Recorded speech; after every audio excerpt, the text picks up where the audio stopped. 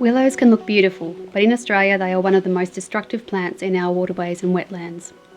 Some of the major issues include: willows are shallow-rooted with brittle wood, leaving them vulnerable to high winds or flood events.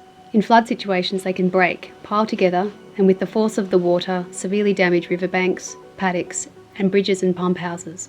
After the flood, willows will often leave huge rafts of debris that are hard to remove.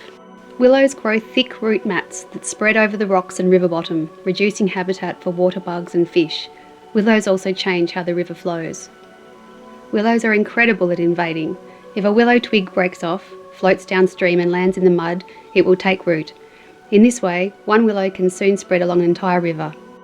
Unlike native vegetation, willows don't form hollows, provide suitable food and shelter for native animals.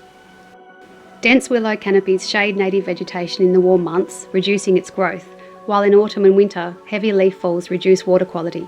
Willows absorb so much water that river levels can drop and disappear altogether in places. Willows consume far more water than native vegetation.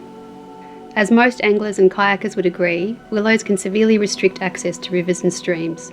Control methods vary depending on the situation, but as a general guideline, the following techniques are best used. Cut or drill holes in the tree stem and inject it with a suitable herbicide. Effective for large, mature and isolated trees that can be left to die standing.